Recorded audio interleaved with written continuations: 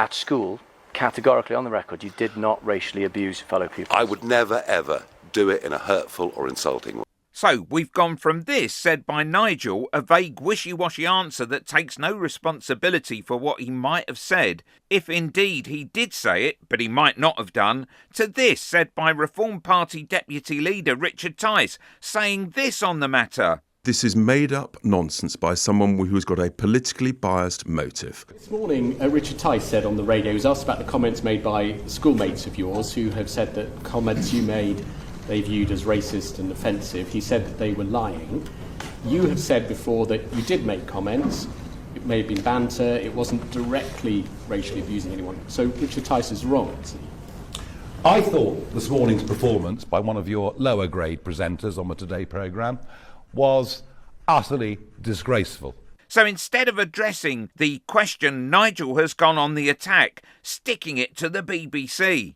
It's all beginning to sound like the narcissist's prayer. That didn't happen. And if it did, it wasn't that bad. And if it was, that's not a big deal. And if it is, that's not my fault. And if it was, I didn't mean it. And if I did, you deserved it. I don't think we've reached the part about deserving it yet. Anyway, perhaps this handy sum up from the newsagent's Emily Maitlis will help us determine where we are with all of this ever-shifting narrative on whether Nigel was a racist bully at school. It is a very peculiar place to land up in for the Deputy Leader of Reform, because Nigel Farage has been trying to find his answer to why these allegations have surfaced, as you say, over a decade ago the first time. And when he was cornered by Michael Crick and asked about them, he said, was I an idiot as a schoolboy? Yes, I was. Am I racist now? No, I'm not. You can make of that what you want. When The Guardian resurfaced and interviewed more people who corroborated Michael's account, then it became harder to ignore. And of course, Nigel Farage was at this stage more prominent. He was the leader of a party. He fully expects to become Prime Minister at the next election. And so his response this time round was, I think, a little bit more guarded, right? It was more of a politician's answer than it was a sort of, you know, a kind of what I call a UKIP leader's answer, which is, oh, get on with it, it's all fine, don't believe it, all the rest of it. He said he'd been a Bolshie teenager. He said he'd been a Bolshie teenager. Yeah, exactly. But I think Tice has just shifted the dial quite significantly by putting the blame back on those making the claims. So we have now got grown men who were schoolboys at the time recalling the anti-Semitic abuse of Nigel Farage at Dulwich College. And Richard Tice is able to say, they've made it up. It's twaddle. It's left-wing twaddle.